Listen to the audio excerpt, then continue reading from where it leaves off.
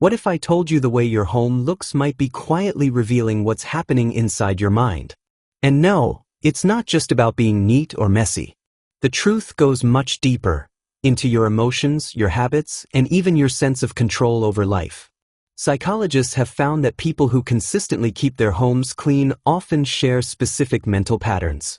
Some are healthy, some are surprising, and some might even shock you. Let me tell you a story. There's someone, I'll call him Jason. He wakes up every morning and makes his bed before his coffee even brews.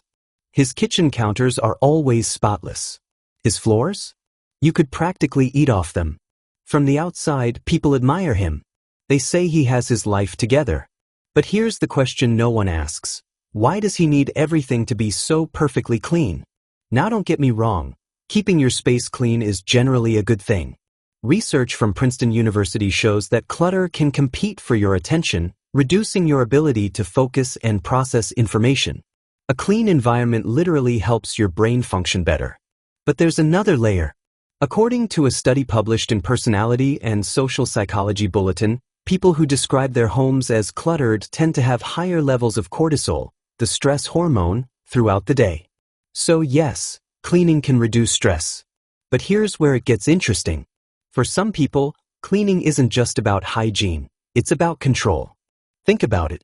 Life is unpredictable. Relationships get complicated. Work becomes overwhelming. Emotions can feel messy, confusing, and out of control. But your room? Your kitchen? Your closet? That's something you can control. People like Jason often use cleaning as a way to create order in a world that feels chaotic. And honestly, haven't you done this too? Maybe not every day. But think about that moment when everything feels overwhelming, and suddenly you start organizing your desk, folding clothes, or wiping surfaces that weren't even dirty. That's not random. That's your brain trying to regulate itself. Psychologists call this a coping mechanism. It's your mind's way of grounding you when things feel unstable. But here's the emotional twist. Sometimes, the cleaner the house, the more someone is trying to silence what's happening inside. Now let's talk about another person. I'll call him Marcus. Marcus grew up in a home where nothing was predictable. Arguments, noise, tension, it was constant. As an adult, he became extremely particular about cleanliness. Everything had a place. Everything had a system. Because deep down, he promised himself, my life will never feel that chaotic again. For Marcus, cleaning wasn't just a habit. It was protection. And this is backed by research.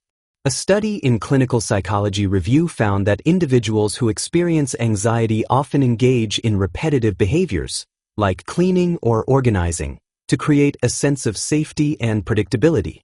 So when you see someone who's always cleaning, it might not just be discipline. It might be healing, or sometimes fear. But let's balance this perspective. Not everyone who keeps a clean home is anxious or coping with something deep. Some people simply build powerful habits. James Clear, author of Atomic Habits, explains that small routines, like making your bed or tidying up daily, create a ripple effect. They reinforce identity. You don't just clean your house. You become someone who stays organized.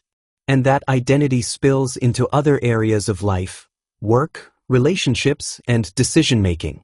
In fact, a study from the University of Minnesota found that people in clean environments are more likely to make healthier choices, like eating better and managing time effectively. So in many cases, cleanliness reflects discipline, clarity, and self-respect. But here's where you need to reflect honestly.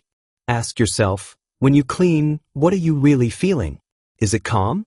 Or anxiety? Is it satisfaction? Or pressure? Because the same behavior can come from completely different emotional places. And that's what makes this topic so powerful. Now let's talk about the emotional connection. Your home is not just a physical space. It's an extension of your mind. When your environment is chaotic, your thoughts often feel scattered.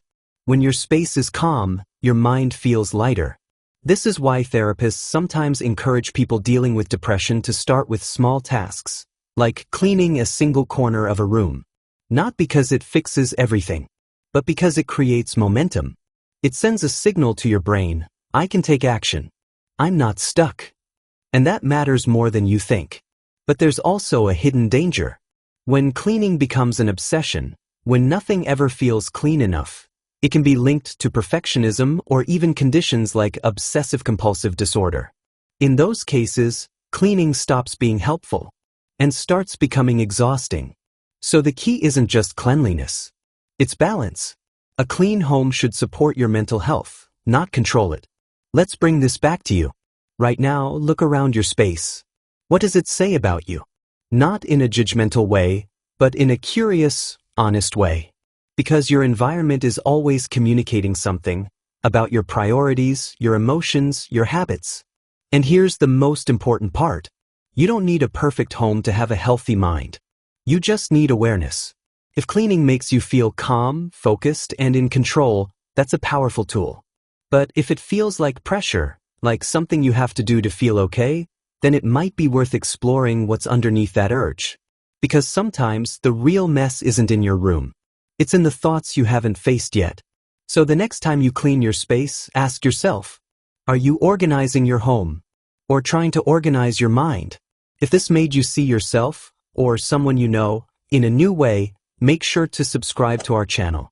We dive deep into the psychology behind everyday behaviors so you can understand yourself better, one insight at a time. And trust me, this is just the beginning.